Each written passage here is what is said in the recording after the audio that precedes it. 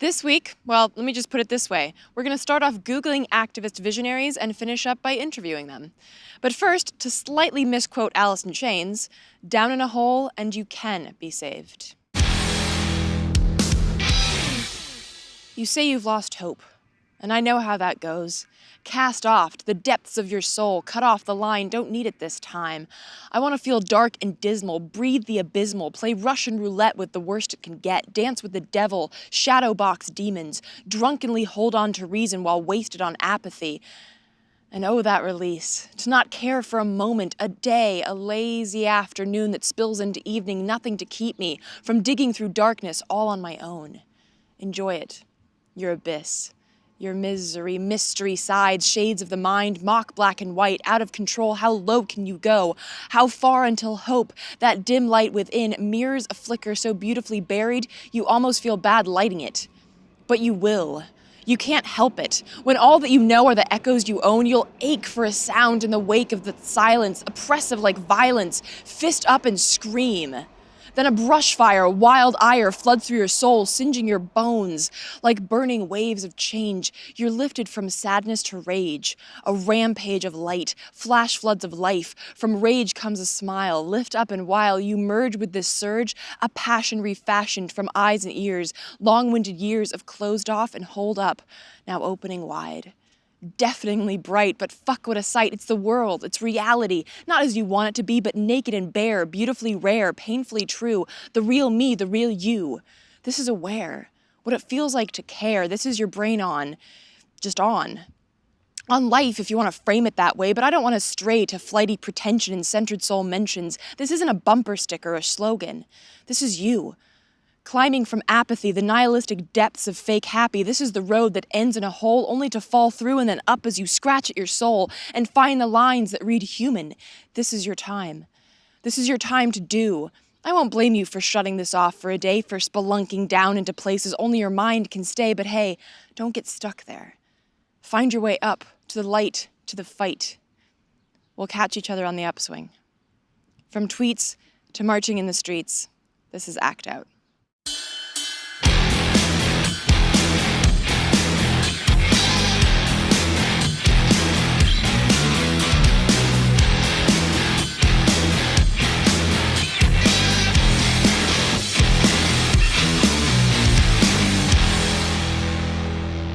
Welcome to Act Out. I'm Eleanor Goldfield, and this is your tipping point. And this is another special edition of Act Out.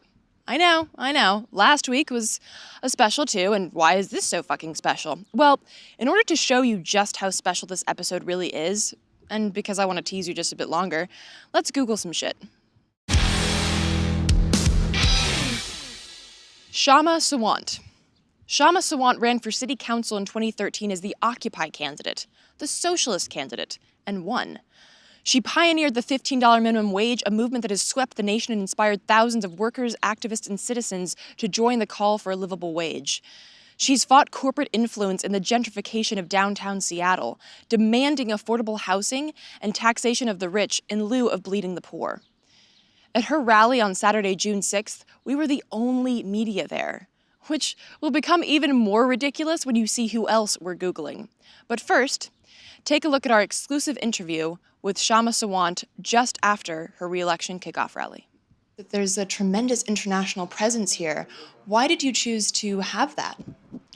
We wanted to make the point that if we're fighting for social justice, then it's not a parochial fight. It's not just something that we care about. It's something that millions, hundreds of millions of people care about. And it's also something that we can win only if we have solidarity with hundreds of millions of people. So the point we are trying to bring about is that no matter what issue you're talking about, whether it seems small or big, that issue can be addressed and social change can come about only if we organize collectively and fight back. And we wanted people here, the 900 people that were here tonight, to see, and also the world that's watching through social media, we want everybody to see that our fight is everybody's fight.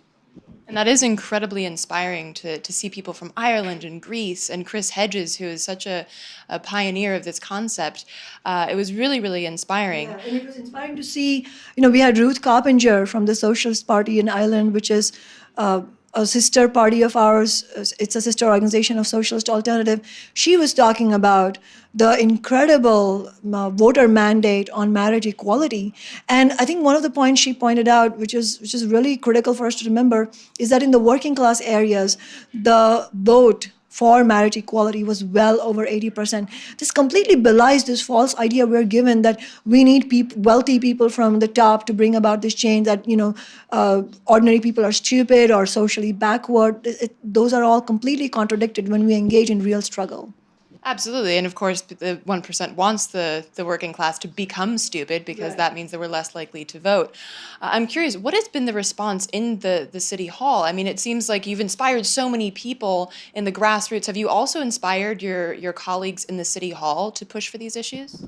I think there are at least a couple council members who have, they've been on the council for longer than I have, and they have tried to carry out, social change.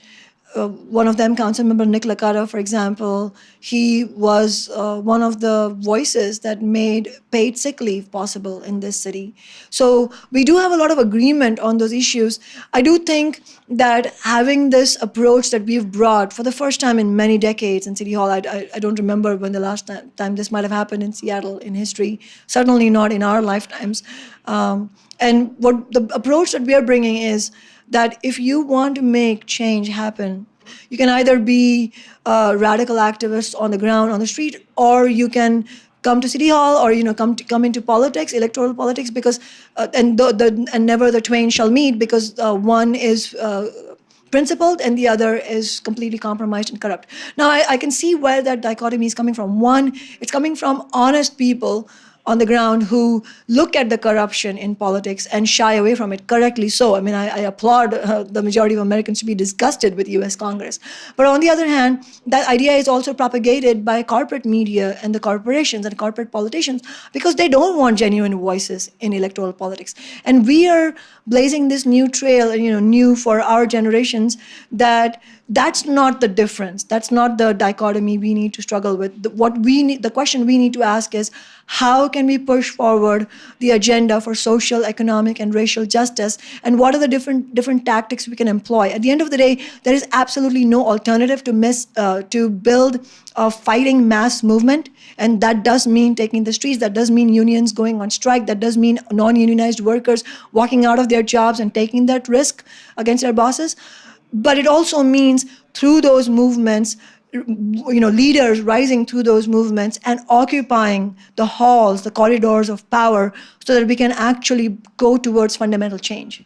Absolutely. Like you said, it's a two-prong effort. It's taking the occupation of the streets, and it's also taking the occupation of places like City Hall. So really quick, just to wrap up, I know that you mentioned the international presence here and why that was, but how do you see, in a very concrete sense, perhaps in the next 2 years after you're reelected, because I feel like that'll happen, how do you see Seattle as a microcosm for the U.S., and how do you see this really concretely spreading even into the presidential election?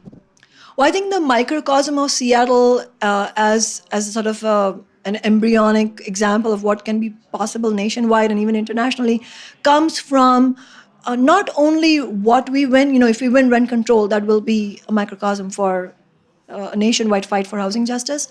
But I think it primarily comes not from the exact things we win, which themselves will be powerful, but from the strategies we employ to win. Building a clarity in a broad-based movement that we may have differences amongst each other, but we have to build the left. We have to build the national left. And we have to be crystal clear. The Democratic Party establishment is not on our side. So if at the end of next year, we will have a mass of people who are crystal clear that the Democratic Party establishment is a dead end, a graveyard of social movements, and that we need to set our vision towards building an independent left alternative, we would have won a great deal. We would have taken the movement a million steps forward. For more on Kshama and her race to keep her place in City Hall, check out KshamaSawant.org. Up next, Google this shit. Jill Stein. Now you're really understanding how fucking ludicrous it is that we were the only media there. Jill Stein was a 2012 presidential candidate. I'll let her explain why you never saw her at the debates, but first, let's get her take on, as she puts it, the new battle in Seattle. Take a look. Why did you take the time to be specifically here tonight? You know, wild horses couldn't have kept me away. What's happening in Seattle is really critical for the whole nation. What's going down in Seattle is not going to stay in Seattle, and it hasn't stayed in Seattle. And the victory for working people here for a $15 an hour minimum wage is resonating all over the country. LA just passed their ECHO minimum $15 living wage law. And this is something that we need to raise the bar for all across the country. So it's a source of inspiration. I'm here to support Kshama. The battle in Seattle is this campaign, and it's important for all of us to win it. How do you see, since you do have your eye on the national stage, how do you see this on a more, on like the federal level? Do you see people reacting to this shift, not just in Seattle, but like you said, in other places across this country? How do you see people reacting to this? But the 99% is really feeling its oats, I think, and beginning to wake up to its power. And I'm embarked now on this exploratory presidential campaign. It is so exciting to see how far we've come in 4 years. 4 years ago, we were sort of begging people to step outside of the corporate box, and people were very nervous about doing it. They were really interested in hearing about the campaign, but they were really cautious about being associated with it in any way or by pitching in. And now it's like we've become the lifeboat, and people are abandoning ship right and left from the Democratic Party. It's very exciting. I was just at a meeting today of the Seattle Green Party, and there were all kinds of Democrats there who'd been working for the Democratic Party for a long time. We see this coming into our campaign as well. Really, people who have their eyes on the ball inside the Democratic Party are throwing in the towel now. Well, objectively, I curse on my show, as you know. So you're a badass. You were arrested when you tried to go to the debates in 2012. I've marched with this wonderful woman. You were at Black Lives Matter, Million Moms March, of course, the Climate March. How do you feel that somebody who does march with the people, how do you feel that can actually go up against this corporatocracy? Like, do you feel that it's really viable, that can really make a difference? You might get arrested again. I mean, how do you feel about shifting that to a possible presidential campaign? I'd say bring it on. I think it is that social movement. It's that movement out in the street, which is the only thing that can save us. Howard Zinn had this saying, which was, "It's not who's in the White House, it's who's sitting in."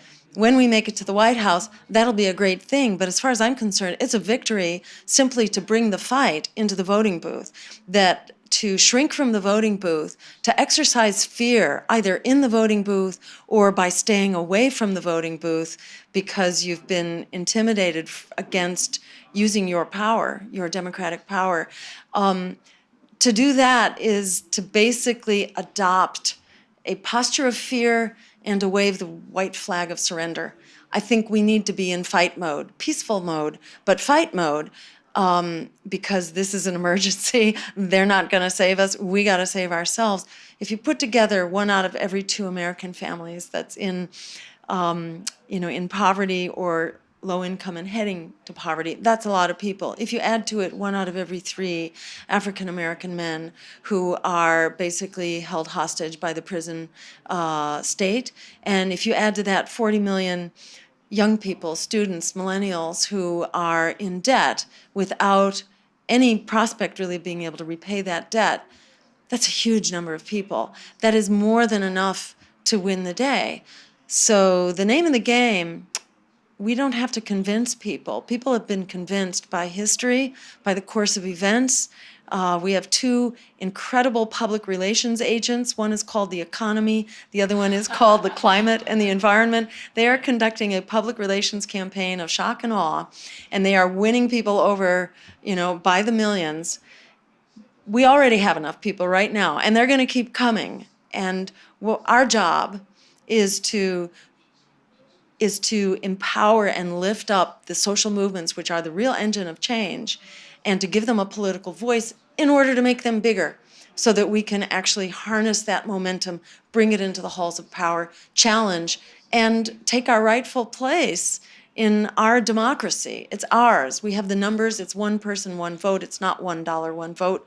We need to assert the rights of human personhood and triumph over corporate personhood. And I think it's really important to, again, as you said, to see where we've come from just from 4 years ago when you ran, and to also realize that this is a lot of fun. We had a lot of fun at the Million Moms March. You had fun at the Climate March, and the Shell No or the Shell No actions. I mean, it's fun and it's engaging. It's inspiring to be a part of an activist movement, and I'm sure you can attest to it being fun and inspiring to run for office and meet these people and connect with these issues directly. Any other parting words that you'd like to leave my viewers with?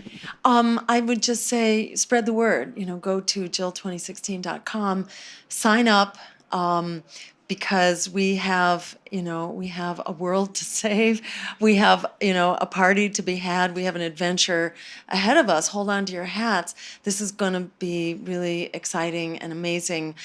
We have 2 court cases that are about to be filed right now. We're suing the Commission on Presidential Debates, at which I was arrested along with my running mate, Sherry Hunkala. We were handcuffed tightly to metal chairs for 7 hours for trying to walk into the grounds of the college on which the debate was being held. I told you she's a badass. They are that afraid of us. They are that afraid of us that they had to take us to a dark site and basically disappear us for 7 hours until the press and the crowds had all gone home. They were that afraid that people would find out about us. Our job now is to simply organize organize the strategy, organize the vehicle by which we begin to take that power, which is being asserted in the streets. We need to take it from the streets now into our legislatures, into the White House, into our city halls, and start creating a world that works for all of us. This is in our hands. For more on Jill Stein, who may or may not shortly be announcing an official bid for president in 2016, visit Jill2016.com. Finally, let's Google this: Chris Hedges. The Pulitzer Prize-winning best-selling author, war reporter, journalist, and activist Chris Hedges. I mean, really. Corporate media is that fucking afraid of brilliant minds pushing to shift paradigms. They won't even send out an overworked, underpaid intern to cover a 900-person rally, complete with the pioneer of Fight for 15, Chris Hedges, Jill Stein, and members of the Irish and Greek government. Ah, you're so fucking pathetic. But my soapbox rant on corporate media aside, let's step briefly into the mind of Chris Hedges. Why was it important for you to be here tonight? Because I think that seismic change will be local. We can't compete on the national level. I mean, Hillary Clinton is raising $2.5 billion plus her super PACs. I mean, I worked for Nader in 2008, so I got a kind of up-close look. So we're going to have to chip away at the edifice from below. That's why I'm here. And I read recently that you had written, as a quote, I believe, that the revolution is simmering. How do we bring it to a boil? Well, we don't have to bring it to a boil. The state will bring it to a boil. The longer the state refuses to respond to the most basic needs of the citizenry, the more, in the name of austerity, it exacts blood from the working class and the poor, the more it ensures blowback. And you're already seeing blowback in places like Ferguson and Baltimore. And do you feel, because I so often, particularly in my age group, 18 to 30, people feel that voting is pointless, they say, because their voice doesn't matter. How do you feel that frustration that is so tactile, that's so tangibly felt, how do you feel that activists can direct that towards these movements? Well, you can't vote for the Democratic or the Republican Party. I mean, that's why I was involved with Nader, and I was a speechwriter in 2008. So in the last election, I voted Green. And, I just won't vote for those parties. But on the local level, we have the capacity to push forward candidates like Kshama Sawant and make inroads into the party structure. And, of course, that's why the Democratic establishment, not just locally but nationally, is throwing everything they have to crush her. And is that the same concept? I read also in a recent article that you wrote that the mania for positive thinking will be our downfall. And on that local level, is that the same way that you turned that mania for positive thinking into activist realism? Well, I mean, that mania for positive thinking kind of disempowers us in that we just sort of assume that human progress is inevitable and things will get better. And in fact, the reality before us, even if we stopped all carbon emissions today, is very, very grim. And we're going to have to grapple with that reality and respond to it rather than remain kind of entranced by positivism and the electronic hallucinations of the entertainment industry. And we're going to have to wake up very quick. And that is kind of the existential crisis of our time, to understand the reality around us, the reconfigurations of power, especially corporate power, what's happening within the ecosystem, what the security and surveillance and the militarized, police, what all of that means, and then react. And you say there's the national level it's too abstract, it's too big, so people have to work on the local level. Right. Do you see this spreading, how do you see this spreading from the local level, like with Kshama, into the national or even the state level? Well, it is spreading, and that's why they want to crush it, because they don't want it to spread. I mean, you saw $15 an hour minimum wage passed in Seattle, now it's passed in LA. Well, that's not something they wanted to continue. I think that we should build a national party like Syriza, but with the understanding that it's not so much to win. The elections are not the end result, but it's a political expression of movements like Black Lives Matter, like the campaign to raise for 15, like the debt jubilee, like the anti-fracking industry. It gives a political face to those radical grassroots groups. I think we need that. And I think we need it on a national level with the understanding that, those political entities are designed to actually feed and sustain and give expression to those movements, that the election day is just a kind of a milestone to something bigger. And speaking in terms of the concept of revolution, is there a worry in your mind that pushing the U.S. to this point of revolution where it gets so bad that people actually do revolt, is there that threat of a power vacuum that, based on our sizable military, the military will just move in and fill that? Speak to that concept. Well, I mean, there's a chapter in my new book, Wages of Rebellion, called Vigilante Violence. And, right-wing, white, male vigilante violence has unfortunately been a very important part of our history, going all the way back to the slave patrols, but the Pinkertons, the gun thugs, the Baldwin Felts, And, you see it in the Tea Party and the militia and the Christian right. And those of us who care about a populist, egalitarian movement have been severely weakened in the name of anti-communism. So there definitely will be blowback. There's no question. But, it may be right-wing. It may be, a right-wing backlash. And, especially given the level of violence that is within the DNA of American society. I mean, we can't discount that. And how do you feel that us on the left should respond to that? By building movements as fast as we can, and by stopping this ridiculous flirtation with the structures of power, Bernie Sanders. I mean, it's over. We've got to seriously impede power, corporate power, while there's still time, because in moments of turmoil and unrest, it'll be a lot harder for us to organize and get out on the streets. So now you know why I couldn't possibly help but make this week another special edition. Unfortunately, however, the war machine and corporate regime churns on, regardless of their media's cowardly avoidance of those pushing for real progress. So, before we wrap up here today, let's take a look at some important events and issues on this week's Frontline segment.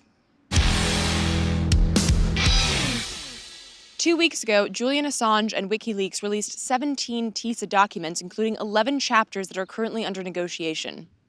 What the fuck is TiSA? So glad that you asked.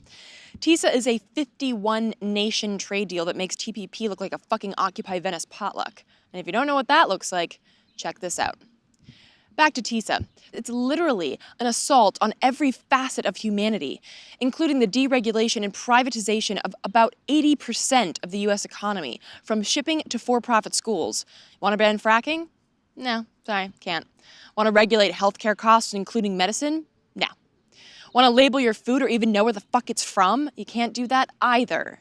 And like the TPP, if you attempt to safeguard your air, your water, your health, your kids, your education, or your job, you can be sued by a multinational corporation for loss of profits. And even if you get some weight behind you, they can actually go ahead and sue your country in an international court of law stacked with corporate judges. That's freedom right there. As David Davin writes in his article in the New Republic, that's perhaps TiSA's real goal: to pry open markets, deregulate and privatize services worldwide, even among emerging nations with no input into the agreement. Social, cultural, and even public health goals would be sidelined in favor of a regime that puts corporate profits first. It effectively nullifies the role of democratic governments to operate in the best interests of their constituents. And while TiSA hasn't made it to legislative crunch time yet, Fast Track has. Fast Track, as many of you who watch this show may already know, is the fast forward button for corporate trade deals like TiSA, like TPP. It gives the president 7 years of pushing trade deals through Congress without allowing for much debate or any amendments whatsoever. Just an up-down vote, thank you, move it along, so we can get our corporate handouts. Needless to say, fuck that.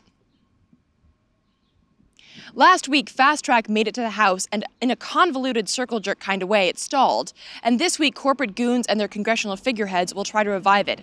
In fact, as you're watching this, the vote may be happening or may already have happened. Unfortunately, we gotta film this shit ahead of time.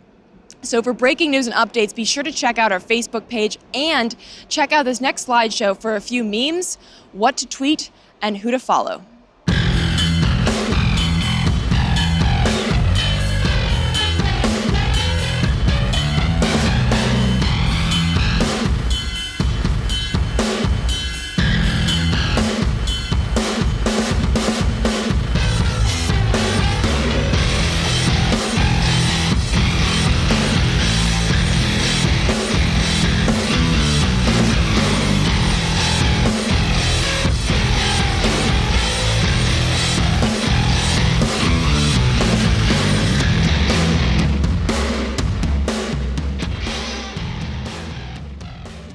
Wrapping up this week, if you're in San Francisco this Friday, check out the Conference of Mayors, where about 200 mayors from across the country will be met with Code Pink activists, calling for housing, healthcare, food, education, and employment through a creative action, Huggin', and walk on the Golden Gate Bridge.